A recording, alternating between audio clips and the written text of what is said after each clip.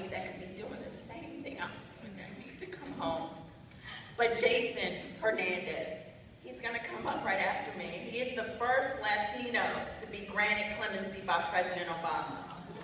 Woo!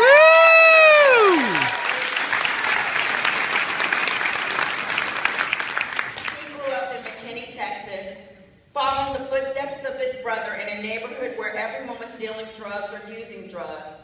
Jason began selling drugs at the age of 15. He was arrested and sentenced in 1998 for possession and sale of crack, along with his brother and their supplier, who was caught with a similar amount of cocaine.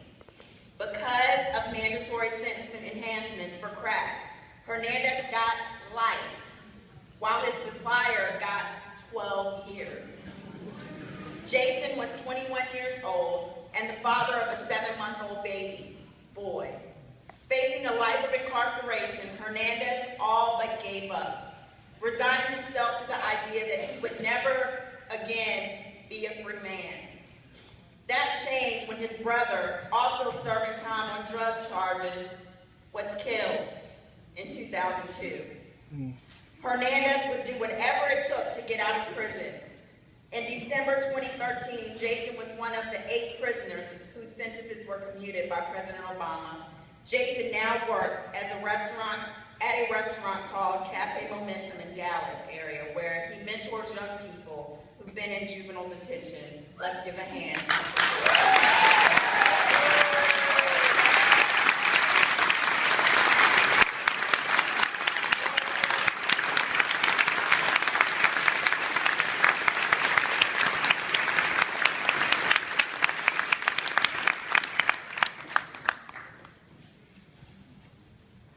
Hello, ladies and gentlemen.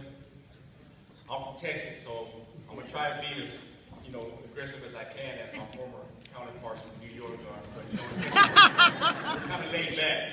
But I know the meaning of what's going on here today. So, first off, I want to say I was the first Latino granted clemency from President Obama, and I take great pride in that.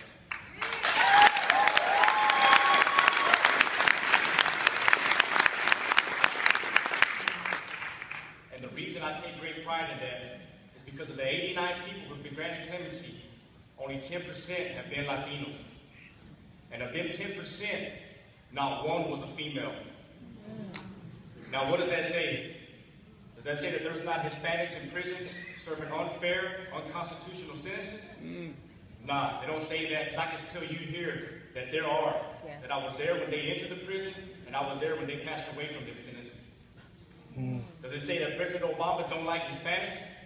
No, I don't say that. That's absurd. There is no doubt in my mind that President Obama is just beating his head on the wall, wondering where Latinos have been at in this fight against the war on drugs.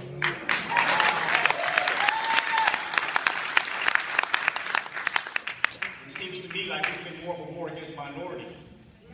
Yeah.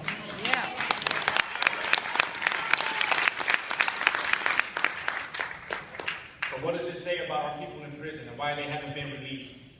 I can tell you what it says.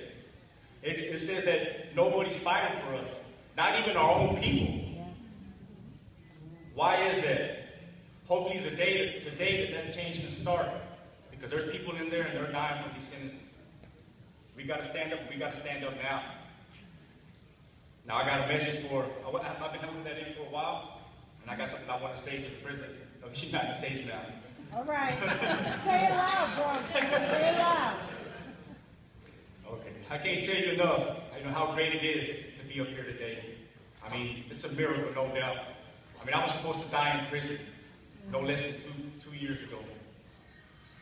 But I can also tell you about another feeling that I had that y'all never experienced. And that is waking up every day, going to sleep every day, thinking that I was going to die in prison. But unfortunately, at the age of 21, I got involved in drugs. And I was sentenced to life without parole, plus 20, 20, 20, 20, 40, 40, and 60 years of imprisonment. What? The reason my sentence was so excessive was not because my crime involved guns, gangs, links to cartels, or violence, because my crime had none of that. The reason my sentence was so excessive was because I didn't want to cooperate and because my crime involved crack cocaine, a drug that was punished 100 times more severely than powder cocaine at the time that I got sentenced. A drug which the only difference between the two is that crack cocaine is more prevalent in communities of color. The only difference. Now Congress has claimed to fix this disparity, not by eliminating the 100-to-1 ratio, but by reducing it 18-to-1. But I'm sure if you were to ask the individuals in prison serving life without parole, or ask their families, their children, what they think about the Fair Sentencing Act, and they will tell you that it is anything but fair.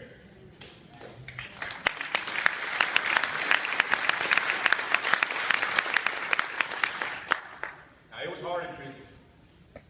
And it was only because of organizations like the Drug Policy Alliance and others that were fighting for us and other drug offenders that kept my spirits high and kept my faith alive.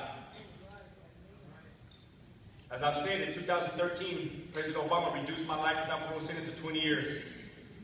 Ultimately, I served over 17 years in prison. Now, there are no words I can say that will describe, the day I felt on that clemency.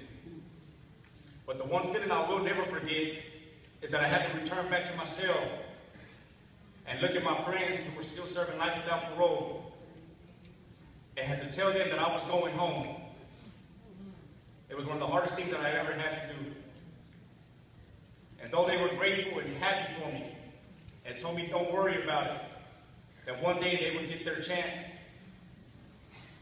in the back of my mind I knew that the percentages were that they were going to die right there in that cell that I was standing in with them.